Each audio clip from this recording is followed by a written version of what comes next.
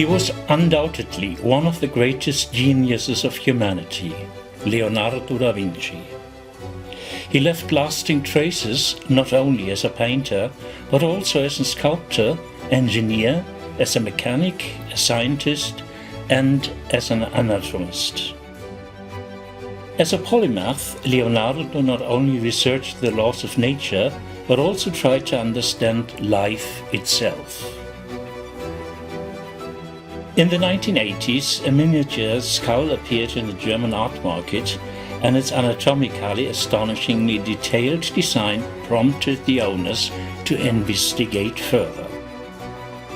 On a scale of 1 to 3, it shows the anomalies of a deformed skull and matches the details of a very similar drawing from the royal collection at Windsor Castle. A surveying report using a rotary scanner concluded that both the sculpture and the drawing, quote, have the same ratios of vertical and horizontal dimensions. And it was concluding that this suggests that similar drawings must have been available as a template for the production of the skull in question. With a height and width of 4.7462 centimeters, the skull corresponds exactly to a Florentine crassia, 1/12 of the length of a braccio that was the common measure of length in Florence during the Renaissance. An investigation by the Radgen Research Laboratory in Berlin revealed that the skull is not made of marble as initially suspected, but of a malleable mass consisting of ground alabaster and resin. Leonardo himself mentioned several times that he used such a material, which he called mistioli. "With my mixture," he said, "with my mixture I can make you anything: marble, precious stones, semi-precious stones." Spectral analysis showed that the alabaster used to make the skull clearly came from the famous Cipollone quarry near Volterra, from which Leonardo often obtained his material during his time in Florence. But how did the skull get from faraway Florence to the German-French border region?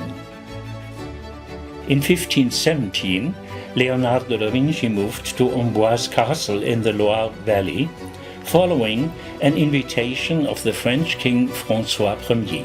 With him, he took several paintings, including the famous Mona Lisa, all of his notes, and, of course, his two servants, students, and lovers, Francesco Melzi and Gian Giacomo Cabrotti, known as Salai.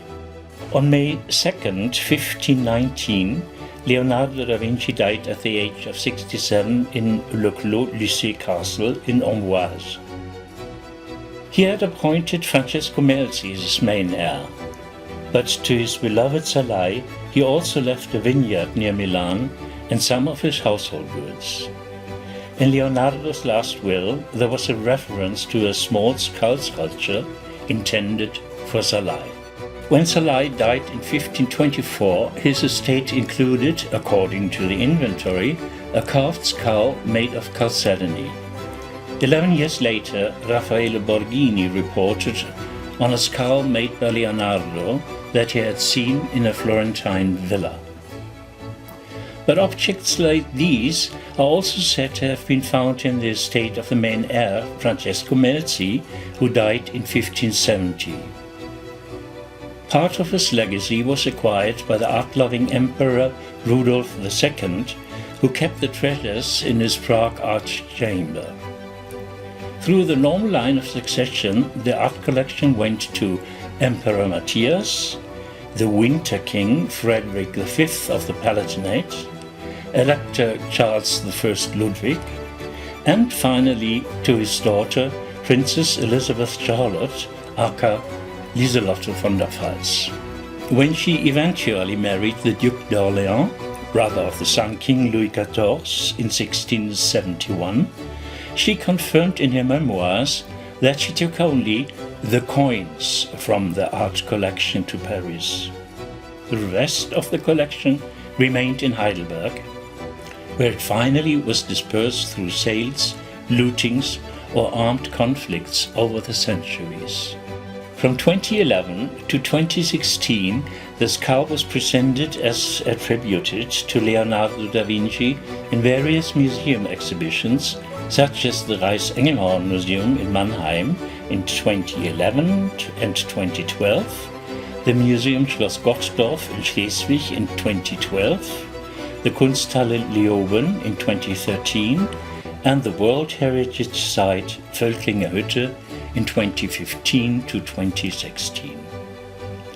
The sale will take place at Auktionshaus Davo, Saarbrücken on October 24, 2024 at precisely 7 p.m.